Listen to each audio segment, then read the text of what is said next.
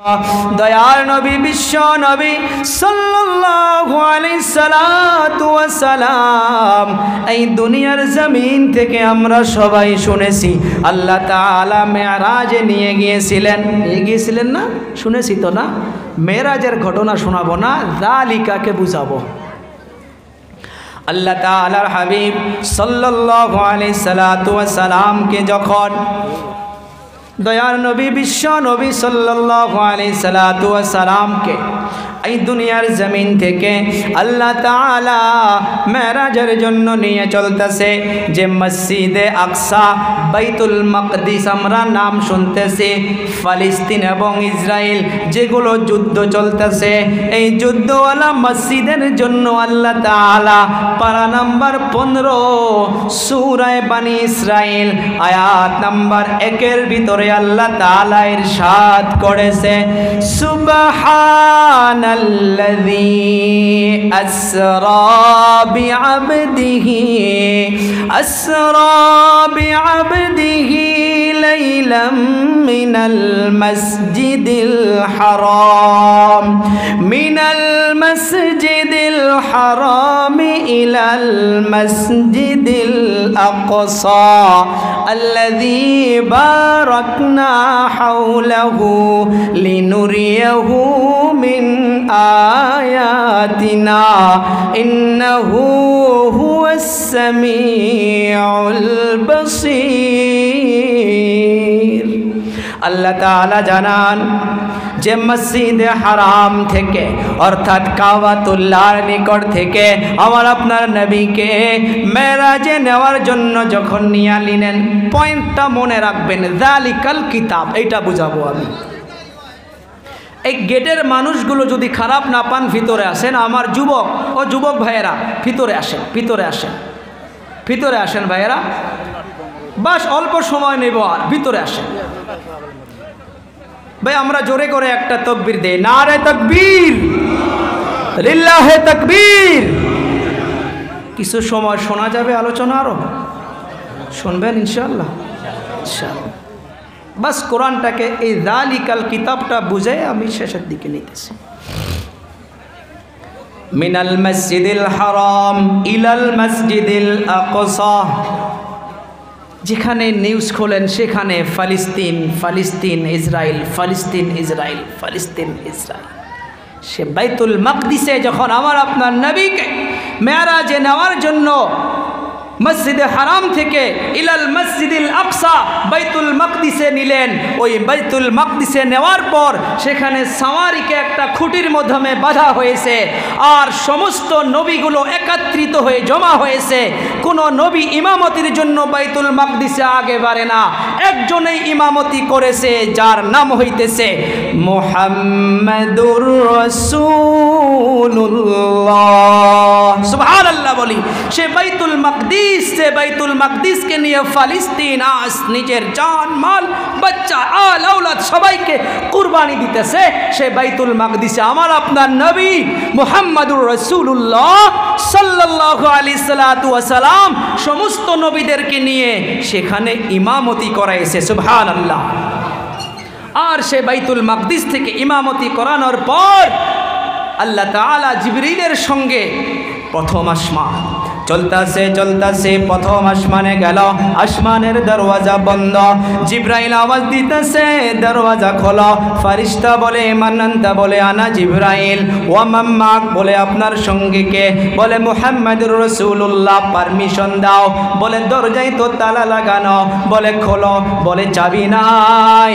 ফেরেশতা বলে এইটার চাবি হইতেছে মুহাম্মদ বিসমিল্লাহ পড়বে আর আসমানের দরজা খুলে যাবে।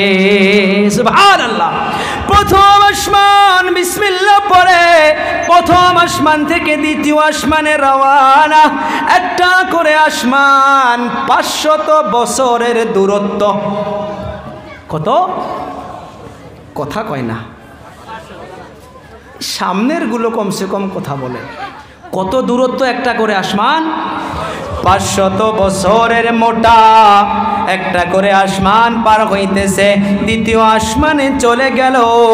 ওখানকেও গিয়া দেখে দ্বিতীয় আসমানের দরওয়াজা বন্ধ, ওখানেও সিকিউরিটি দাঁড়ায় আছে। জিবরাইল আওয়াজ দিল, বলে মান আনতা? বলে আনা জিবরাইল ওয়া মান মাআক, তোমার সঙ্গে কে? বলে মুহাম্মদ। বলে দরজা খোলো সাল্লাল্লাহু আলাইহি সাল্লাতু ওয়া সালাম। বলে দরজার চাবি নাই, দরজার চাবি মুহাম্মদের জুবানে রয়েছে। মুহাম্মদ বিসমিল্লাহ পড়বে আর দরজা খুলে যাবে। দ্বিতীয় আসমান পার হইয়া গেল, আবার 500 বছরের মোটা তৃতীয় আসমান, চতুর্থ আসমানে চলে গেল। ও বাবারা, বন্ধুরা, বন্ধুরা আমার ভালো করে শোনো। চতুর্থ আসমানে চলে যাওয়ার পর ওখানে একটা জিনিস দেখতে পারলেন। আর দুনিয়ার জমিনে যে মক্কাতুল মুকাররমায় যার নাম হইতেছে কাবাতুল্লাহ, লম্বা ইতিহাস, সময় অনেক কম। এই দুনিয়া যখন আল্লাহ তাআলা বানাইতেছে, এই জমিনকে বানানোর আগে এই দুনিয়ার মাধ্যমে পানি আর পানি ছিলেন। আল্লাহ তাআলা পানির মাধ্যমে ঢেউ তরঙ্গ শুরু করিয়া মাটি তৈরি করলেন। ওই মাটি থেকে নূর হাফিজুর রহমান ভাই বুঝে গিয়েছে। জিবরাইল আসলো, মিকাইল আসলো, ইসরাফিল আসলো, কেউ মাটি নিতে পারলো না, আজরাইল নিয়ে গেল। তারপর আল্লাহ তাআলা মানুষকে বানাইলো অন্য চ্যাপ্টার। আমি বলতেছিলাম এই দুনিয়ার জমিনে যে জায়গার মাধ্যমে সর্বপ্রথম আল্লাহ তাআলা মাটি বানাইয়াছিলেন, সে জায়গাটায় হইতেছে কাবাতুল্লাহ। অল পৃথিবীর, সারা পৃথিবীর মিডল পয়েন্ট হইতেছে আল্লাহর ঘর, যেখানে যার নাম হইতেছে কাবা। দয়ার নবী চতুর্থ আসমানে চলে গেল। চলে যাওয়ার পর ওখানে দেখতেছে আবার আরেকটা নূরের ঘর। সুবহানাল্লাহ। জমিনের মাধ্যমে যখন কাবাতুল্লাহ যেমন মানুষ তাওয়াফ করতে থাকে, এই চতুর্থ আসমানের মাধ্যমে আরেকটা এমন ভাবে কাবা বানানো যে ঘরের নাম হইতেছে বাইতুল মামুর। ওই বাইতুল মামুর মানুষ তাওয়াফ করে না, ওই বাইতুল মামুরকে সমস্ত ফারিস্তাগুলো তাওয়াফ করতে থাকে, তাওয়াফ করতে থাকে। যে একবার তাওয়াফ করে তার বোধহয় জীবনে আর নাম্বার আসতে পারে না। ওই বাইতুল মামুরের সাইটে আমার আপনার নবী বলতেছে, আমি ইব্রাহিম নবীকে দেখলাম। সুবহানাল্লাহ। ইব্রাহিম নবী ছোট ছোট বাচ্চাদেরকে নিয়ে কোরআনের তালিম দিতেছে। যে বাচ্চাগুলো নিষ্পাপ শিশু দুনিয়া থেকে চলে যায়, তাদের জন্য খুশির বিষয় রে মায়েরা, ও বাবারা, বন্ধুরা। অনেক ছোট ছোট বাচ্চা দুনিয়া থেকে বিদায় হয়ে গিয়েছে। বাবার অন্তর মানে না, মায়ের অন্তর মানে না।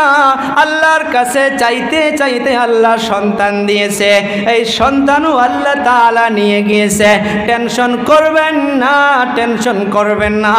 ওই ছোট ছোট বাচ্চাদেরকে ইব্রাহিম নবী বাইতুল মামুরের নিকটে ওখানে বসাইয়া বসাইয়া দ্বীনের শিক্ষা দিতেছে।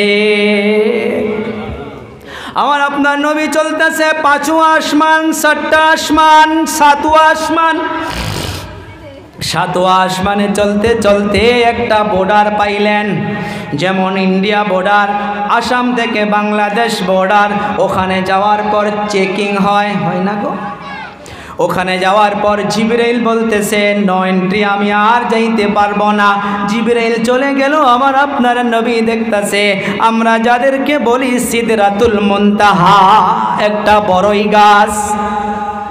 ওই বড়ই গাছের পাতাগুলো হাতির কানের মতো বড় বড়, আর ওই বড়ই গাছের একটা একটা বড়ই তেলের ড্রামের মতো বড় বড়। দয়া নবী, বিশ্ব নবী বলতেছে আমি ওখান থেকে চললাম। কিছু দূর চলতে চলতে আধার, আবার চলতেছি, চলতে চলতে আরো কিছু দূর গিয়ে দেখি পানি আর পানি। ওই পানির মাধ্যমে দেখি আল্লাহর আরশ। আল্লাহর আরশে কুরসি, ওই কুরসিকে ফেরেশতা চারজন ফেরেশতা কান্ধায় নিয়া কুরসিকে নিয়া দাঁড়ায় আছে। ওয়াসিআ কুরসিয়ুহুস সামাওয়াতি ওয়াল আরদ, ওই ফেরেশতা কান্ধায় নিয়া আল্লাহর কুরসিকে নিয়া দাঁড়ায় আছে। ওই ফেরেশতার পাওগুলো সাত জমিনের নিচে পর্যন্ত আছে। আমার আপনার নবী বিশ্ব নবী সাল্লাল্লাহু আলাইহি সাল্লাতু ওয়াস সালাম আরো কিছু দূর যাওয়ার পর এমন একটা জিনিস দেখতে পারলেন, ডান দিকে তাকায়া দেখে আল্লাহর আরশ, আর এই দিকে তাকায়া দেখে এমন একটা ওয়ালের মাধ্যমে একটা তাখতি। আমি বুঝাইতেছি পারা নাম্বার 30 সূরা আল বুরুজের মাধ্যমে আমরা পড়েছি, বাল হুয়া কুরআনুম মাজিদ ফি লাউহিম মাহফুজ। কোরআনকে যদি প্রশ্ন করা হয়, ও কোরআন তুমি কোথায় থেকে আসছো, কোরআন বলতেছে ফি লাউহিম মাহফুজ। আমার আপনার নবী ওই লাউহে মাহফুজকে বুঝাইতেছে। আমার আপনার নবী ওই যে ওয়ালের মাধ্যমে তাকায়া দেখে একটা তখতি, ফি লাউহিম মাহফুজ, লাউহুন মানে তখতি, একটা তখতা, একটা বট, একটা বট, আর মাহফুজ মানে সংরক্ষিত করা। আমার আপনার নবী বিশ্ব নবী বলতেছে আমি ওখানে তাকায়া দেখলাম এই দুনিয়ার মাধ্যমে যেমন ভাবে আলহামদুলিল্লাহি রাব্বিল আলামিন থেকে মিনাল জিন্নাতি ওয়ান নাস পর্যন্ত কোরআন তরতিব মতো লেখা আছে, আমি ওই লাউহে মাহফুজে গিয়া ওই আরশের ডান দিকে তাকায়া দেখলাম ওখানে পুরা কোরআন লিপিবদ্ধ করা আছে। সুবহানাল্লাহ। যার জন্য কিছু বলবেন জি? কালেকশন ভাই, কালেকশন দিব সবাই ইনশাল্লাহ নাকি? ওনার ভাই আসছে? ঠিক আছে, লিখিত দেওয়া লাগে, আপনারা আলোচনা করেন। আমি ভাবি যে কি হইল, কোয়া হয়েছে একটা টপিক শুরু করলে সেই বিষয় তো আমার খেয়াল আসে যে কালেকশন করতে হবে, আর কালেকশন তো দিবে সবাই।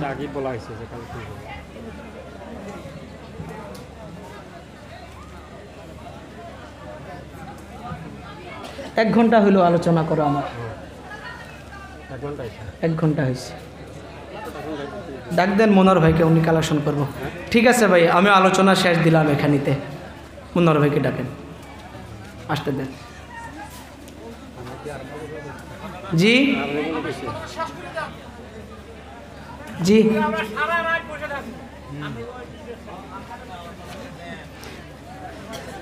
ঠিক আছে। আল্লাহুম্মা সাল্লি আলা সাইয়্যিদিনা। তো আমি বলতেছিলাম কি যে ফি লাউহিম মাহফুজ, যে কোরআনে কারীম আমার আপনার নবী যখন মেরাজে চলে গেল, ওখানে যাওয়ার পর পুরা কোরআন লিপিবদ্ধ দেখা পেয়েছি। তো আমরা দুনিয়ার মাধ্যমে যে কিতাব পেয়েছি, মাদ্রাসার প্রোগ্রাম আমি মনে করেছি যে এখানে যালিকাল কিতাব, আর এখানে 2-1টা আওয়াজ নিয়ে আমি কালেকশনে ঢুকবো। আমাকে বলেছেন, আমার খেয়াল আছে ইনশাল্লাহ আমি কালেকশন, এদিকে কালেকশন দেয় সবাই মাশাআল্লাহ, আমি নিজে ঢুকতেছি, আমি ঢুকবো নিজে ইনশাআল্লাহ।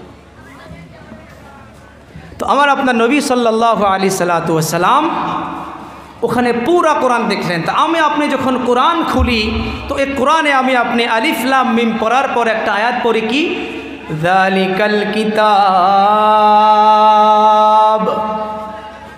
এইটা ওই কিতাব।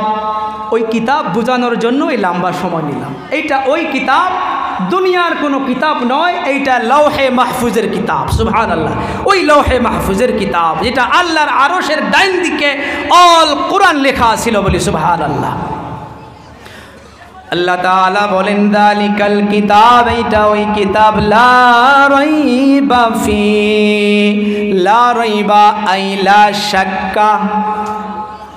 তাফসীরে জালালাইন খুলে দেখুন, লা রাইবা, রাইবুন মানে সন্দেহ। আল্লাহ তাআলা জানান এটা এমন একটা কিতাব যে কিতাবের ভিতরে ভুল তো দূরের কথা, কোনো সন্দেহমূলক কথা থাকতে পারে না। একিন হয় ও ভাইরা বন্ধুরা, যুবকদেরকে এইটা টাচ দিতে চাচ্ছি আমি, এই জন্য মাদারিসগুলোকে নিয়ে আলোচনা চলতেছে। ও বাবারা বন্ধুরা, এটা আজকের নয়, ভালো করে মনোযোগ করে শোনেন। আমার আপনার নবীর উপরে যখন আল্লাহ তাআলা এই কোরআনকে অবতীর্ণ করলেন, আমার আপনার নবী যখন কোরআন তিলাওয়াত করত, আবু জেহেল পালায়া পালায়া নবীর কোরআন শুনত। যখন আবু জেহেল আমার আপনার নবীর কোরআন শুনল, কানের মাধ্যমে গিয়া যখন ধাক্কা লাগা শুরু করলো, আবু জেহেল সঙ্গে সঙ্গে এই 2 আঙ্গুলি উঠায়া কানের মাধ্যমে দিয়া বন্ধ করে বাড়ির দিকে চলে যাইত। চলে গিয়ে এমনি বসে থাকে নাই, সবাইকে জমা করেছে, জমা করে সবাইকে বলতেছে, ওয়াকালাল্লাযীনা কাফারু লা তাসমাউ লিহাযাল কুরআন। মুহাম্মদ যে কোরআন পড়তেছে, মুহাম্মদ যে কোরআন প্রচার করতেছে, খবরদার এই কোরআনকে যেন কখনো শোনা না হয়। লা তাসমাউ লিহাযাল কুরআন। আবু জেহেল মক্কার জমিনে সমস্ত মানুষদেরকে জমা করে আমার আপনার নবীকে বলা শুরু করলো, নাউজুবিল্লাহ, এটা মুহাম্মদের বানানো কথা, এটা আল্লাহর কালাম নয়, এটা মুহাম্মদের বানানো কথা। আমার আপনার নবী দিলটা আল্লাহর দিকে রুজু করে দিলেন, টেনশনে পড়ে গেলেন। আমার আপনার আল্লাহ, আমার আপনার নবী বিশ্ব নবীকে বলতেছে, ও পয়গম্বর, আপনার টেনশনের কোনো দরকার নাই, আপনার কোনো ভাবনা করা দরকার নাই। যারা বলতেছে এটা মানুষের বানানো কথা, এইটা মুহাম্মদের বানানো কথা, আমি আল্লাহ তাআলা আপনাকে বলে দিলাম, সে মানুষদের সঙ্গে আপনি ওপেনভাবে চ্যালেঞ্জ করেন যদি এটা মানুষ বানানো কোরআন হইয়া থাকে। কারণ দুনিয়ার জমিনে কোনো জিনিস যদি মানুষ বানায়, ওই মানুষ বানানো জিনিসের মতো করে আরো মানুষ বানাইতে পারে। আপনি ওপেনভাবে চ্যালেঞ্জ করে দিন। আল্লাহ তাআলা আমার আপনার নবীর জুবানে মোবারক দিয়া একটা একটা করে 3টা করে চ্যালেঞ্জ জানাইয়া দিলেন। এই চ্যালেঞ্জ 3টা যুবকদেরকে মনে রাখা দরকার, আর মাদ্রাসার পিছনে মেহনত করা দরকার। 1 নাম্বার চ্যালেঞ্জ আল্লাহ তাআলা পারা নাম্বার 15 ভিতরে জানাইয়া দিলেন। ও পয়গম্বর, আপনি জানাইয়া দেন, উল্লা ইনজিতামাআতিল ইনসু ওয়াল জিন্নু আলা আইয়াতু বিমিথলি হাদাল কুরআন লা ইয়াতুনা বিমিথলিহি ওয়ালাউ কানা বা'দুহুম লিবা'দিন যাহিরা। 1 নাম্বার চ্যালেঞ্জ আল্লাহ তাআলা জানাইয়া দিলেন, ও পয়গম্বর, আপনি বলে দিন, যারা বলে এটা মানুষ বানানো কোরআন, আপনি তাদেরকে বলুন, তারা যেন সবাই জিনজাতি মানব জাতি মিলে তারাও যেন এমনভাবে একটা কোরআন বানিয়ে আনে। চেষ্টা শুরু করেছে, চেষ্টা করতে করতে লিখতে যায় কাগজ ছিঁড়ে দেয়, লিখতে যায় কাগজ ছিঁড়ে দেয়। আল্লাহ তাআলা বলতেছে, আপনি আরেকটা চ্যালেঞ্জ করে দিন। তারা পুরা কোরআন পারবে না জানি, আপনি 114টা সূরার মধ্যে থেকে আপনি 110টা সূরা বাদ, আপনি 104টা সূরা বাদ দিয়া তাদেরকে বলে দিন ওনারা শুধুমাত্র 10টা সূরা বানিয়ে আনো। 2 নাম্বার চ্যালেঞ্জ আল্লাহ তাআলা জানাইয়া দিলেন, আম ইয়াকুলুনা ইফতারা কুল ফাতু বিআশরি সুওয়ারিম মিথলি মুফতারায়াতি ওয়াদউ মান ইসতাতা'তুম মিন দুনিল্লাহি ইন কুনতুম সাদিকিন। 2 নাম্বার চ্যালেঞ্জটা করে দিলেন, যে 114টা সূরা লাগবে না, 114টা সূরার মধ্য থেকে 104টা সূরা বাদ দিয়া এই কোরআনে কারীমের 10টা সূরার মতো করে 10টা সূরা বানায় আনো। ওই আরবের বড় বড় উদাবা বুলাগা কবিতা লিখনেওয়ালারা তারা লিখতে যায় কাগজ ছিঁড়ে দেয়, লিখতে যায় কাগজ ছিঁড়ে দেয়।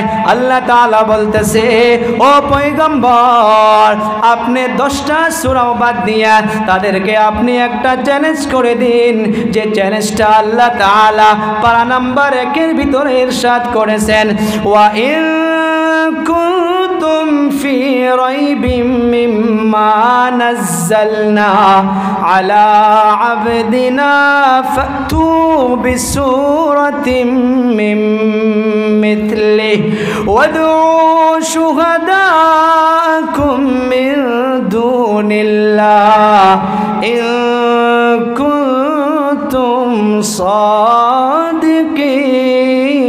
সাদিকিন। আল্লাহ তাআলা জানাইয়া দিলেন পুরা কোরআন লাগবে না, 10টা সূরাও লাগবে না। আল্লাহ তাআলা জানাইয়া দিলেন এই কোরআনে কারীমের ভিতরে সবার থেকে যেটা ছোট্ট সূরা, ইন্না আতাইনাকাল কাউসার, এই ছোট্ট একটা সূরার মতো করে একটা সূরা বানায় আনো। ওই আরবের বড় বড় কবিতা লিখনেওয়ালারা তারা লিখতে যায় কাগজ ছিঁড়ে দেয়, লিখতে যায় কাগজ ছিঁড়ে দেয়, এমনভাবে লিখতে লিখতে লিখতে লিখতে পুরা রুমগুলো ফারাইয়া ফেলে, একটা শব্দ বানাইতে পারে নাই। কেন পারবেন? ভালো করে মনোযোগ করে শোনেন। আল্লাহ তাআলা জানাইয়া দিয়েছে যে তাওরাত আমার কিতাব, জাবুর আমার কিতাব, ইনজিল আমার কিতাব। এই তাওরাতের দায়িত্ব হিফাজতের আমি আল্লাহ নেই নাই, জাবুরের হিফাজতের দায়িত্ব আমি আল্লাহ নেই নাই, ইনজিলের হিফাজতের দায়িত্ব আমি আল্লাহ নেই নাই।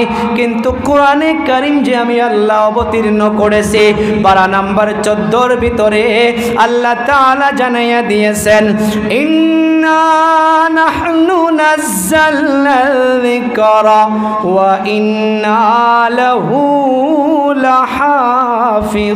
লাহাফিযুন।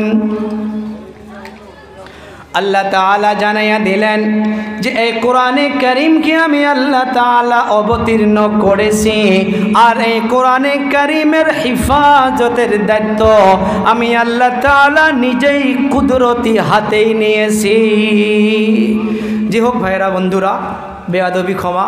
সম্মানীয় সভাপতি সাহেব, অল কমিটি, মাদ্রাসার অল স্টাফ, আমি আলোচনা আপনাদের আদেশ মর্মে, আমাকে বলল মনোয়ার ভাইজান ঘুমায় আছে, মনে করলাম যে বোধহয় 1.5-2 ঘন্টা আমাকে আলোচনা করতে লাগবে, তো মনে করেছিলাম 1-1.5 ঘন্টা পর আধা ঘন্টা লাস্টে কালেকশন করতে ভাই এসে যাবে। তো 1 ঘন্টার আগে সভাপতি কালেকশনের আওয়াজ দিয়েছে, আমি সেই জন্য কালেকশন আপনাদের এখানে করতে পারলাম না। এর জন্য আমি আপনাদের কাছে ক্ষমা প্রার্থী। বা যতটুকু আলোচনা করলাম আল্লাহ তাআলা যেন আমাকে নিজেকেও আর আমাদের সবাইকে যেন এর উপরে আমল করা তৌফিক দান করে। আর তার সাথে দারুল উলুম আহমদিয়া মাদ্রাসায় একজন শিক্ষক আছে যিনি আক্কালকোয়া মাদ্রাসায়, আমাকে নিজেকেও, কি নাম আসছিল ভাইজানের? আব্দুর রশিদ। জি, আব্দুর রশিদ ভাইজান অনেক আমাদেরকে সহযোগিতা করেছে। উনি আমাকে একদিন মৌলানা বলে ডাকছে, আমি ধমক মারছি, আরে ভাই আমাকে নাম ধরে ডাকো, ওতে মোহাব্বত বেশি। তো উনি ওই মাদ্রাসায় আছে, আশা করি সবাই সহযোগিতা করবেন। টাকা দিলেই নয়, হাতের দ্বারা, মুখের দ্বারা, সঠিক পরামর্শের দ্বারা। আমি কিছু ফজিলত আপনাদেরকে শোনাইলাম। মাদ্রাসার সঙ্গে জড়িত থাকা অর্থাৎ কোরআনের সঙ্গে জড়িত থাকা, আর কোরআন আমাদেরকে লাগবে। তো আমি আশা করি আপনারা সবাই ইনশাল্লাহ সাথ দিবেন। তো আলোচনার মাধ্যমে যুবক অনেক আছেন, অনেক বাবারা ভাইরা আছেন, কোনো বেয়াদবি হলে আপনারা ক্ষমা করবেন। সম্মানীয় ওলামা কিরাম অনেক আছেন, হাদিস ও কোরআনের মাধ্যমে যদি কোনো ভুল হয়ে থাকে আপনারা ধরাইয়া দিবেন, ইনশাল্লাহ আমি শুধরুনি করে নিব। এতটুকুই বলে আমি আপনাদের কাছে ক্ষমা প্রার্থী হয়ে ভুল ভ্রান্তি ক্ষমা চেয়ে বিদায় নিলাম। ও আখিরু দাওয়ানা আলহামদুলিল্লাহি রাব্বিল আলামিন। আসসালামু আলাইকুম ওয়া রাহমাতুল্লাহি ওয়া বারাকাতুহু।